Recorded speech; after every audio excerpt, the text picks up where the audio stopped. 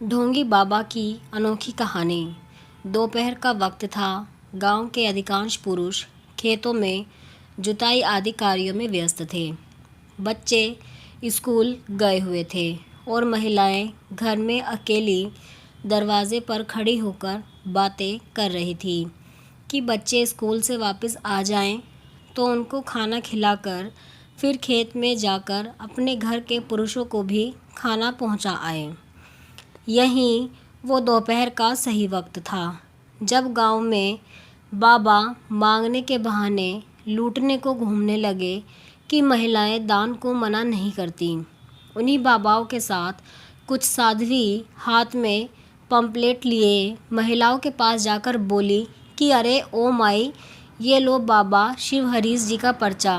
बाबा बहुत महान है, कैलाश से 20 वर्ष की तपस्या करके सिद्धियां लेकर लौटे हैं और उनके पास हर दुख हर परेशानी का हल है। तुम्हारी फसल इस साल बहुत अच्छी होगी और तुम्हारा बच्चा उनकी कृपा से बहुत बड़ा आदमी बन सकता है। हम सब जो तुम्हारे सामने जिंदा खड़े हैं बाबा जी की ही कृपा से हैं। हम लोग ट्रेन हादसे में विकलांग हो गए थे, पर देखो बाबा जी की कृपा से हम ठीक हो गए और अब वही साक्षात भगवान जी की सेवा में लगे हैं। हे माई, एक बार कैंप में आओ, तुम्हारे ज़िले में भगवान पधारे हैं।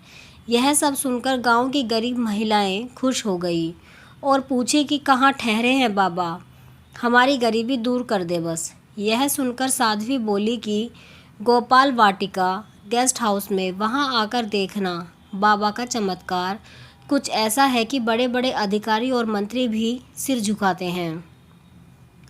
कल दोपहर 2 बजे सत्संग शुरू होगा और बाद में अपनी चिट्ठी दे देना, वो सब ठीक कर देंगे। दूसरी महिला बोली कि मेरे कोई औलाद नहीं है, मैं ज़रूर आऊँगी।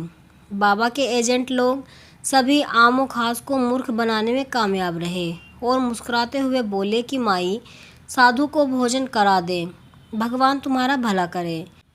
बेचारी बच्चों और पति के हिस्से का बना खाना उन सभी बाबा के एजेंट को अंधविश्वास के चलते खिला देती हैं और सब मुफ्त का भोजन कर वहाँ से 9-11 हो जाते हैं। दूसरे दिन गांव की सभी महिलाएं जिले के सबसे महंगे गेस्ट हाउस गोपाल वाटिका में समय से पहले पहुंच जाती हैं तो देखती हैं कि गेस्ट हाउस में पाँव रखने तक की जगह नहीं है। भीड़ इतनी है कि बाबा का सिंहासन भी ठीक से नज़र नहीं आ रहा। तभी उस सिंहासन की आरती हुई और फिर सभी को आरती दी जाने लगी। वो पूरी थाली मिनटों में रुपयों से भर गई और वो पैसा पॉलीथीन में भर लिया जाता और फिर आरती देना दूसरी ओर शुरू हो जाता। यही क्रम बहुत देर तक चलता रहा, तब तक कि आरती के बहाने सभी से पैसे न ले लिया गया। गांव की भोली महिलाओं के साथ साथ दूर शहरों से आई पढ़ी लिखी महिलाएं भी उचक उचक कर यही सब देख रही थी और मन ही मन यह प्रार्थना कर रही थी कि हे भगवान, आज बाबा शिव हरीश जी के दर्शन करा दो, एक बार मिलवा दो ताकि मेरी हर समस्या का निराकरण हो सके।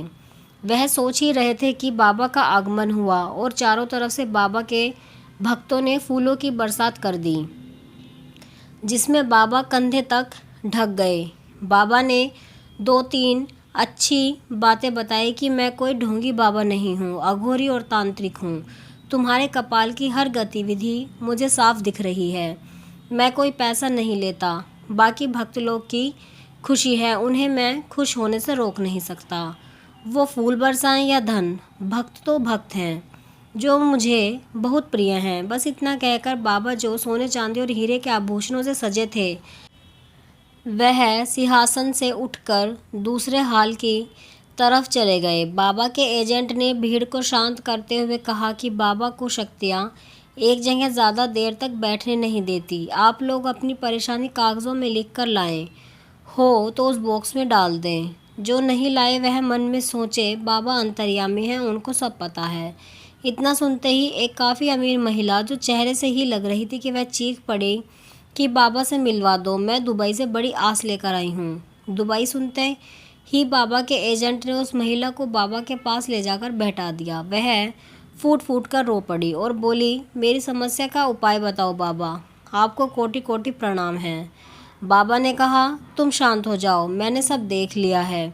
तेरी परेशानी का हल है तांत्रिक हवन क्रिया। वह महिला बोली, बाबा जो पैसे लगे मैं देने को तैयार हूँ, बस हवन करा दीजिए।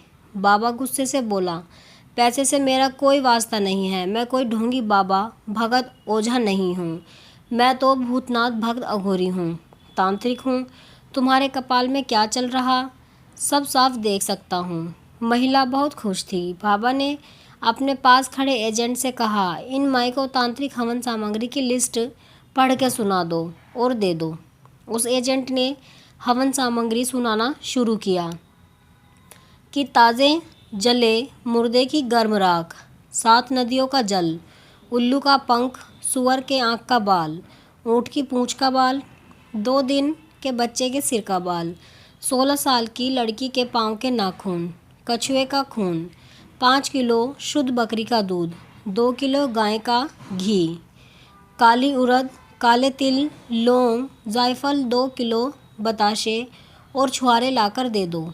आपके पास 2 महीने का टाइम है, इंतज़ाम कर लो। वह महिला हाथ जोड़कर बोली, बाबा 2 महीने क्या पूरी ज़िंदगी में यह सामान अरेंज नहीं कर पाऊँगी। बाबा मदद करो, कुछ कोई तो रास्ता होगा। बाबा ने कहा, दुखी मत हो आप, कमरा नंबर 7 जहाँ लिखा है वहाँ जानकारी मिल जाएगी। बाबा का एजेंट उस महिला को कमरा नंबर 7 में ले जाकर बोला, आप टेंशन मत लो, कुछ वनवासी लोग हैं जो यह सब अरेंज कर देंगे, पर फ्री में कैसे करेंगे। महिला बोली, जल्दी बताओ क्या हो सकता है। वह एजेंट बोला, यह लो अकाउंट नंबर, आप इसमें 50,000 डाल दो जाकर सामग्री के लिए, और 50,000 तुम्हारे दुश्मन को तुम्हारे वश में करने की अचूक दवा बनाने के लिए।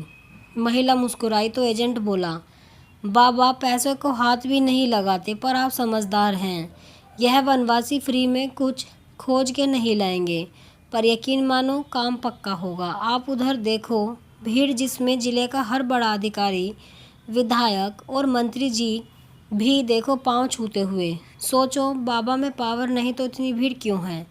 वह महिला बाबा जी का जलवा देख के दंग रह गई और फिर बाबा शिव हरीश जी के चरणों के पास जाकर अपने सोने की चैन, सोने के कंगन और हीरे की अंगूठी उतारकर सब बाबा के चरणों में रखकर बोली, धन्यवाद प्रभु जी। वह महिला भीड़ में बाहर आकर बोली, सचमुच बाबा जी कुछ नहीं लेते, वो तो अपने भक्तों के दुखों को मिटा देते हैं। गांव की महिलाएं भीड़ में दबी दबी ही बाहर घर को लौट आई, जहां उसके बच्चे और परिवार उनको लौटने का इंतज़ार कर रहे थे।